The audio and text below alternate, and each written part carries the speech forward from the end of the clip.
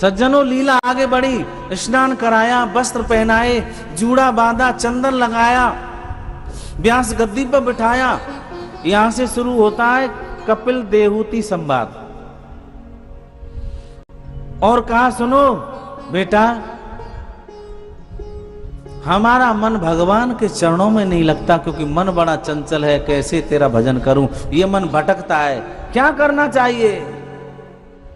बोले, मन को गोविंद में लगाने के लिए पहले हमको संयम को धारण करना पड़ेगा, नियम को।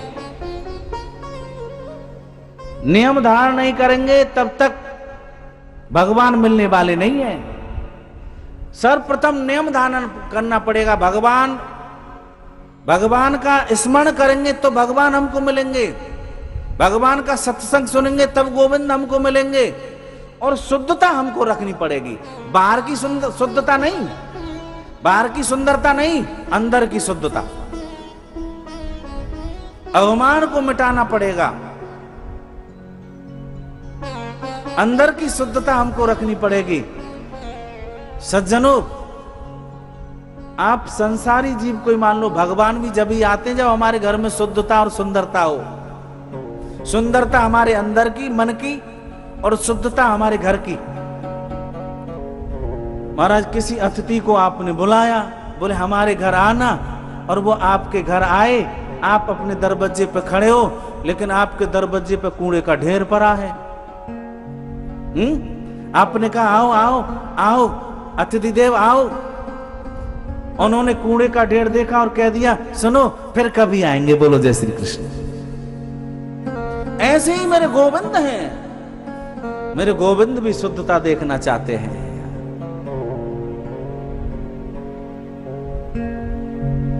मन को शुद्ध बनाओ, हृदय को शुद्ध बनाओ, अंतरात्मा को शुद्ध बनाओ।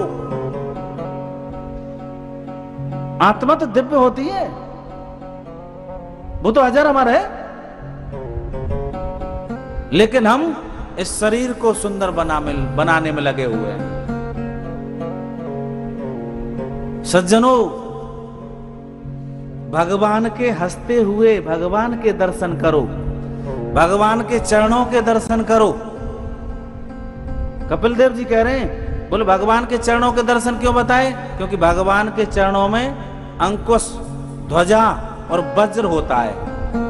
जब हम भगवान के चरणों का मनन करेंगे, चिंतन करेंगे, भगवान का चिंतन, भगवान के चरण हमारे हृदय में विराजमान होंगे, तो जो हमारे हृदय में पाप की गठरी है ना, काम क्रोध लोभ मोह रूपी गठरी, भगवान के चरण जैसे ही हमारे हृदय में विराजमान हो जाएंगे, तो अंकुश, ध्वजा और वज्र से वह पाप की गठरी कट जाएगी, काम क्रोध लोभ मोह कट जाएंगे।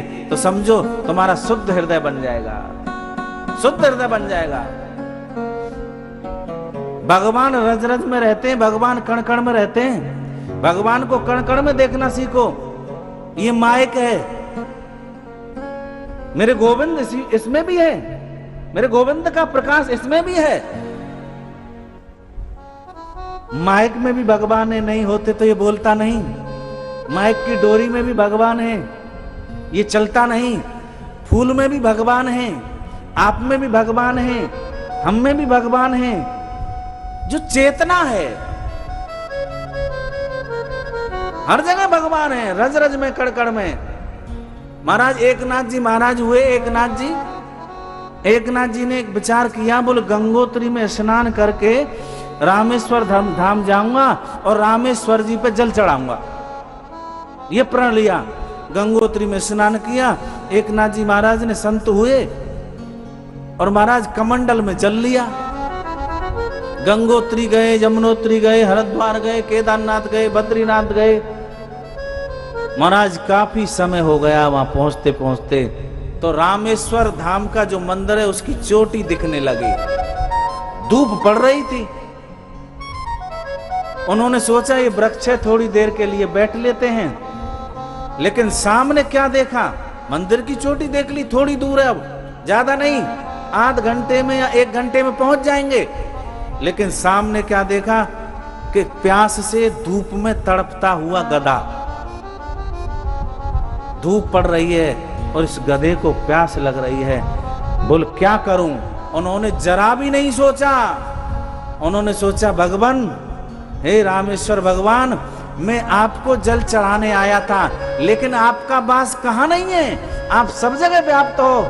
मैं इस प्यासे गधे को पानी पिला रहा हूं, मेरे जल को यहीं से स्वीकार करना। बोलो जय श्री कृष्ण। आप सत्य समझोगे, रामेश्वर भगवान गधे में से प्रकट हो गए। बोलो राधे राधे। तो प्रेम चाहिए, भाव चाहिए, ऐसा नहीं। क्या है प्रेम? भाव, अंतरात्मा का भाव चाहिए।